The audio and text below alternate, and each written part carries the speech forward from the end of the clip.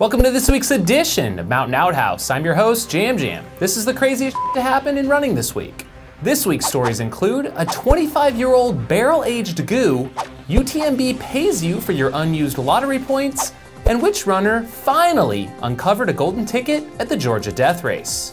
It was a bit of an odd week in running news as we saw a weird explosion of seemingly random news hit the airwaves this Easter Sunday with some bold announcements from many races and companies in the endurance world. It's almost as if they coordinated their efforts. Anywho, let's jump into some of the biggest April news announcements we came across. Goo announced alongside its recent birthday cake flavored goo in honor of its 25th anniversary that they unearthed 2 casks of first batch goos made and corked away for the past quarter century by none other than founder Dr. Bill Vaughn. The 2 limited edition flavors, Vanilla Bean and Chocolate Outrage, have been aged a full 25 years and reportedly have a unique finish with a tannic dryness. Yum? You can pounce on these puppies on their website. Next up, with a major announcement on the heels of the 2018 edition of the Barkley Marathons, is Ultimate Direction. They put out a press release announcing the new partnership and laid claim to the fact that the past 3 finishers of the storied race all did so in their very own PB Adventure Series vests. We aren't sure exactly what a UD sponsorship of the race will do to it, but the release also mentioned a new entry fee of $5,000 per runner, and that Men's Journal will be a co-sponsor since some associated with the race say a woman will never finish. The Hard Rock 100 also announced some Barkley partnership news with a possible solution to the oversubscribed races. Blake Wood recently told me the solution to the Hard Rock lottery system is the creation of more Hard Rocks, and it looks like that's exactly what they're doing. The inaugural Highfield Marathons will take place in and around Last Chance, Colorado on April 20th, 2019, running through and around some farmlands and ranches.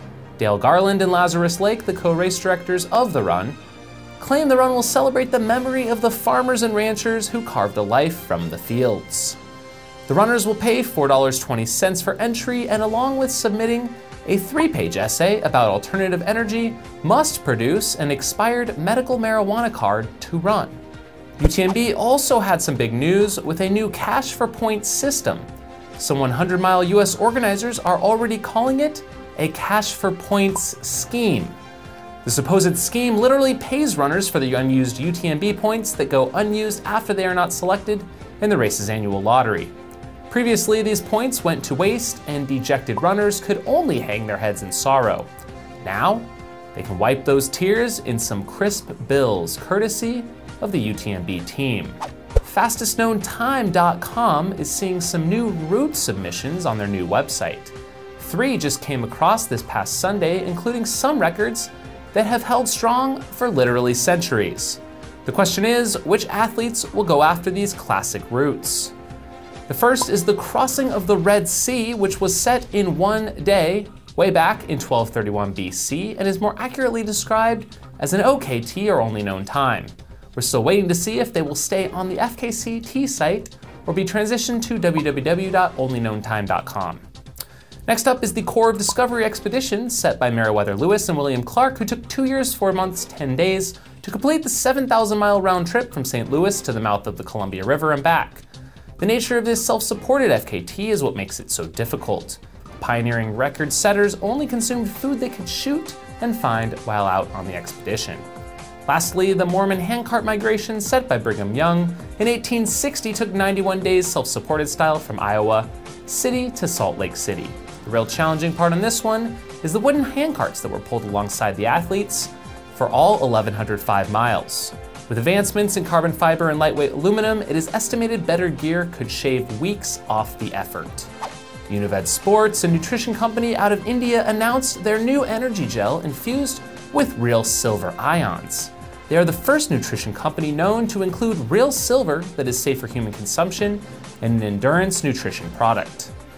Act fast, they only have 100 boxes available of 1 gel each. You can puree garlic fast, quick, and easy, and all the natural juices stay right in the plate. It gives you the consistency of garlic butter without the butter. Add a little olive oil and herbs, and it becomes a dipping plate. Soft enough for little hands, and it won't even pop a balloon. The secret's the hardened tempered ceramic design that never dulls. It's triple glaze, so nothing sticks. Don't cut a finger trying to grate ginger with one of these. This cutting-edge gel, which has been reportedly tested at the Breaking 159 project in Germany. Some sad news coming out of the original SOB 50 in Oregon as the Siskiyou Out and Back had their permit pulled over the weekend ahead of their 20th annual race. According to the Forest Service, who revoked the permit, that the trail work performed over the years on 25 miles of forest trails used for the race was just too damn good. The Forest Service demanded the trail be left in natural condition, meaning downed trees, washouts, and overgrowth had to stay. SOB organizers refused, and that was the end of their race. Well, I guess it was a good 19 years, guys. And with that, we wrap up all of the Easter Sunday news. I can't think of a busier news day in recent memory. As the Barkley wraps up for 2018, be on the lookout for some rogue photos produced by unauthorized photographer Greg Gelmus of We Run Race Photos. After being denied a media credential by Laz, he went out to snap photos anyways, and post to his site for sale. It seems as of the recording of this show, the photos may have been taken down, as we were unable to find them in a follow-up look at the We Run Race Photos website. In race results this week, we saw the penultimate golden ticket race take place on the Beast Coast with the 68-ish or 74-ish or who knows how damn long it is-ish Georgia Death Race in, Georgia. The race was won by 2016 Western States champ Andrew Miller for the third time in 11 hours 26 minutes, earning himself a coveted golden ticket once again and a trip back to Western States this year, which should already add to the redonkulous field assembled. And finally, I can report positively that little Charlie Bucket, aka Bob Shebist, has finally secured a golden ticket. So to you, Mr. Shebist, greetings to you, the lucky finder of a golden ticket from the Western States Endurance Run. Present the ticket at the ski lodge in Squaw Valley at 5 o'clock in the morning of the 4th Saturday in June, and do not be late. You may bring with you one crew of your choosing and a pacer to accompany you from Forest Hill and beyond. In your wildest dreams, you cannot imagine the marvelous surprises that await you. Also repeating as GDR champ and nabbing another golden ticket is Eliza LaPierre, who smashed the race in course record fashion, running a 13-hour, 31-minute time to win. Second place lady and other recipient of a ticket was Jasmine Sharamonte, who came in at 15 hours, 12 minutes. My pick, Larissa Danis, dropped mid-race. The final golden ticket race is fast approaching at the April 14th Lake Sonoma 50. One more thing about our friend Andrew Miller. And this is a bit of an open letter from your pal Jam Jam.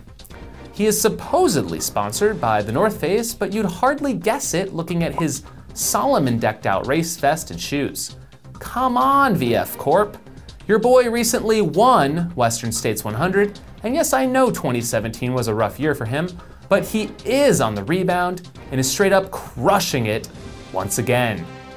Throw him one of those Debo packs and a pair of Krar shoes.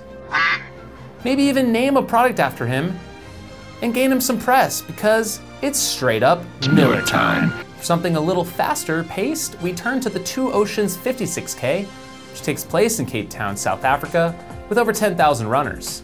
Gerda Stein of South Africa won for the ladies in 3 hours 39 minutes, while the men's race was won in 3 hours 9 minutes by Justin Kemboi of Kenya. The King was back in action at the Horse Butte 10-miler in Bend, winning the race donning jorts, a cowboy hat, the button-up shirt in 55:46. Sick. And now to our Northwest correspondent, Maya Ray Ray. Happy April, everyone. I hope you're all getting some warmer weather and hitting them trails. I know we don't have warm weather. Busy week. Let's get into it. The Trails in Motion Film Festival was held this last weekend here in my town. My dad and I went and watched some epic films. Two of my favorites were Changing Course with Claire Gallagher. Love all the candy. And Courtney D's video. I just love all the positive vibes she puts out. Courtney, you're my girl. Fist pump. I think it's great how you used to be great. I can't hate on how you choose to relate. Heading south down to Tri-Cities, Washington. This place is 2 hours from me and is the home to the Badger Mountain Challenge. The Wenatchee area is well represented here. My girl Candace towed the line for the 50-mile, and my main man, Ed Henley, took on the 100-mile. A new course record was set for the men. 16:32 by Zach Gingerich. Flying! Candace battled through and took third for the women. Ed, taking on his first 100-mile, broke 24 and finished 23:32. All in all, this was a sweet race. Nice work, Badger team. See you all next year. This is the Maya Enter and opening. Oh, wait, what is it? Closing. Here we go, yo! Spring break is here, Jam Jam. School is tough. You have no idea. I got some candy to eat. Gotta go. Please don't fade me, though. Please don't fade me. Hello, darkness, my old friend. Hello, darkness, my old friend. Too bad I already turned in my license plate for Barkley, as there was a Jam Jam plate sighting in the Pacific Northwest. Nice find. We have to send some huge positive waves from the Outhouse Nation over to our Beast Coast correspondent, Ages a Whizzle, who recently announced he is undergoing a second hip resurfacing surgery this month, which will take him out for a number of months. All the best. Be on the lookout for the Mad City 100K this weekend, which is the US 100K Road National Championships. Also this weekend will be the speedy Umstead 100 Mile and American River 50 in California. Going international, we'll see 3 Ultra Trail World Tour events this week, with the Patagonia Run 160K, 100 miles of Istria, and the Marathon des Sables. Stay tuned for results from all of that and more on next week's show. Another reminder, you can also access this show on our audio format. Check it out on Apple Podcasts, Google Play Music, Stitcher, and Spotify. Search for Steep Life Media. And with that, thanks for tuning in, and we'll see you next time. If you have crazy stories to share, or a question or comment for the show, leave feedback below. If you enjoy the show, consider becoming a Patreon supporter of this channel, or check out the link below to Daily. Have a shitty week.